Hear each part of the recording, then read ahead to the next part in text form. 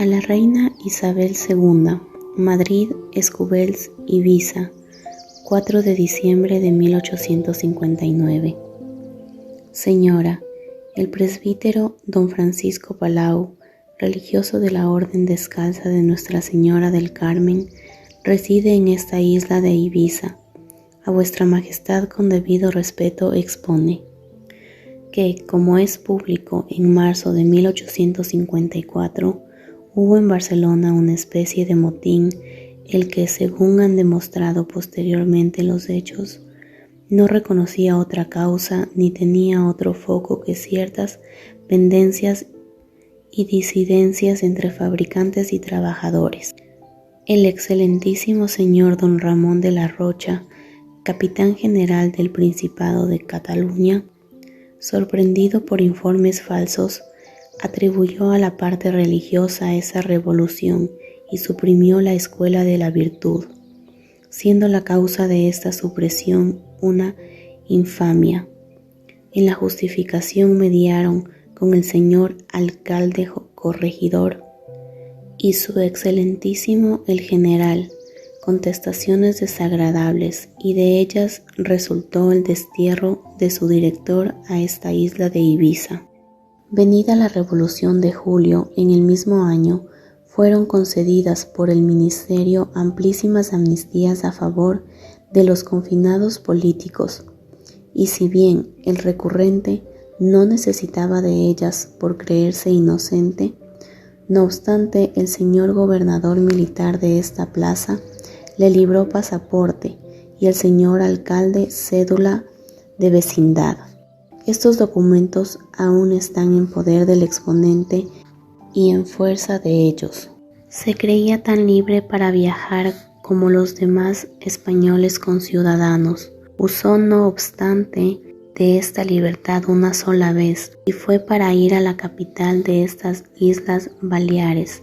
Pero si por si acaso el gobierno de vuestra majestad tuviera a bien disponer otra cosa de su humilde persona, impulsado por un exceso de amor, de respeto y de adhesión hacia el trono para con vuestra majestad, sus gobiernos y leyes vigentes, elevo a vuestra majestad una exposición fechada a principios de julio de 1857, manifestando en ella su situación, y por si acaso, a juicio del gobierno, el que suscribe fuera culpable, implore el auxilio y el favor de las leyes.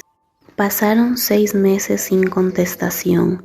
En este intermedio gravísimas penas afligían a su familia, producidas por la muerte de sus queridos padres, y en tal caso el exponente creyó necesaria su presencia en medio de ella, ya que para su consuelo, ya para el arreglo de asuntos que eran de interés puramente personal. En tales circunstancias creyó de buena fe poder usar de su derecho de viajar sin esperar de vuestra majestad contestación a la mencionada exposición.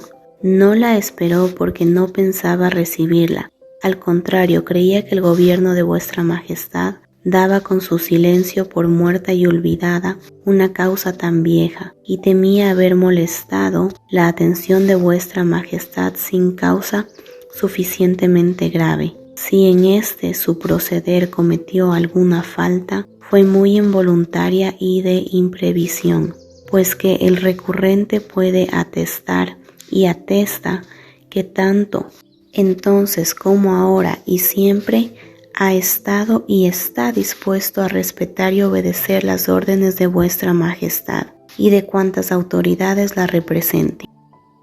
Llegado a Barcelona se presentó al gobierno civil de la provincia, le expuso la causa de su presencia en la ciudad y se sujetó humildemente a sus órdenes y disposiciones, y lo mismo practicó con su prelado, el excelentísimo e ilustrísimo señor don Antonio Palau. Con estas salvedades el exponente se creía autorizado para permanecer en su país natal cuando menos el tiempo que necesita para evacuar sus negocios, asumiendo de que en caso contrario sería amistosamente prevenido. Lo que queda expuesto demuestra que su estancia en Cataluña por ese tiempo no podía ser ni un secreto ni un misterio, y mucho menos una fuga de su destierro. Era en esta ocasión capitán general del Principado su excelentísimo el general Zapatero. Su excelentísimo aparentó tener sobre la escuela de la virtud una noción muy horrible. Juzgando por los hechos, su excelentísimo no la conocía sino por los informes que le habían dado los que hostigaron, que era bajo la impresión producida por las monstruosas figuras estampadas por la prensa ocasionista, y en fuerza de ellos procedió contra su autor y director como contra un jefe de rebeldes y de traidores al Estado. Le prendió, le puso incomunicado 8 días en un buque de guerra anclado en el puerto y sin formarle cargo alguno, ni oír defensas, plenamente privado y destituido de aquel derecho sagrado que tiene todo ciudadano acusado a defender su inocencia. Le remitió bajo la más estricta y severa vigilancia de las autoridades, otra vez confinado a esta isla de Ibiza. Llegado a su providencial destino en marzo de 1858, le fue comunicado por el señor gobernador de esta plaza un real decreto fechado a principios de noviembre de 1857, y era la contestación a la exposición elevada a vuestra majestad en junio del mismo año. Vuestras reales disposiciones no tuvieron efecto en la parte que le favorecían, en razón de este nuevo destierro. Señora, juzgando de la causa de este nuevo confinamiento, por lo que al exponente se le ha comunicado todo su delito consistiera en ser el autor de la escuela de la virtud y en haberse fugado de su destierro en agosto de 1857, con el objeto de reorganizarla. En cuanto a lo primero, se ve cuán lejos estaba su excelentísimo de la justa idea de esta obra, y en cuanto a lo segundo, el exponente le ha puesto en manos del señor gobernador de esta plaza los documentos que acreditan la libertad que creía tener para viajar. Su excelentísimo el general creyó y estaba íntimamente persuadido y mal informado que la escuela de la virtud estaba a primeros del dicho año de 1858, organizada y que funcionaba bajo la presidencia de su autor. Así lo manifestó verbalmente al exponente y sobre este echó cargo contra él severísimos cargos. La escuela de la virtud era la predicación del Evangelio y la enseñanza de sus doctrinas en una de las formas de que es susceptible. Era lo que son las demás funciones religiosas que públicamente se celebran en los templos. ¿Cómo podía la dicha enseñanza y predicación haberse organizado ni efectuado, siendo como es un hecho público e incontestable que el exponente ni siquiera pensó en el ejercicio de tan santo ministerio? Barcelona entera dirá, si a tal época hubo escuela de la virtud, ¿no era este el objeto de su viaje al Principado de Cataluña? Y, si lo hubiese sido, nada hubiera realizado sin antes manifestarlo al gobierno de vuestra majestad y obtener toda la autorización que requiere una obra de esta naturaleza. Señora, estos son los hechos que motivan esta representación. Toda esta cuestión procede del empeño fatal con que se han intentado hacer pasar a toda trance la escuela de la virtud por un club infame de traidores a vuestra majestad y a la patria. Pero, ¿acaso tan vanos y frívolos pretextos no han servido y sirven de velo para encubrir a los ojos del mundo entero las persecuciones, vejaciones, cárceles, destierros y los martirios de los confesores de la fe de este siglo XIX? El que suscribe se cree desterrado como autor de la escuela de la virtud, que es lo mismo que si dijera en calidad de ministro de la palabra divina, y bajo el carácter sagrado de predicador del Evangelio de Jesucristo. Y si no, dígasele por qué.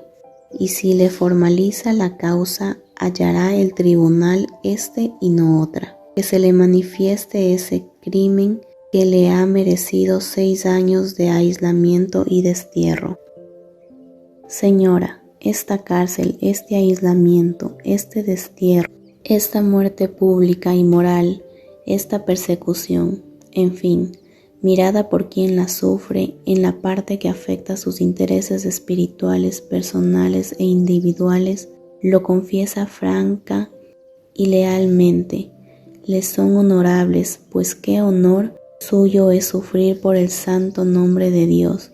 Y si no tuviera más vistas que esta gloria y honor, la sufriera hasta la muerte en silencio y con gozo. Pero bajo la sagrada investidura del ministro de Dios, de su iglesia y de su palabra divina, está en el deber de luchar contra cuantos obstáculos oponga el genio del mal al libre ejercicio de su ministerio. Y es únicamente bajo este concepto que acude con confianza ante el trono de vuestra majestad. ¿Y para qué? Señora, si vuestra majestad, leída la presente exposición, se ve en esta historia una de las 1000 farsas urdidas por el espíritu malo para desprestigiar la religión y sus ministros, nada tiene que decir, nada que pedir, continuará sufriendo y esperando vuestras reales disposiciones.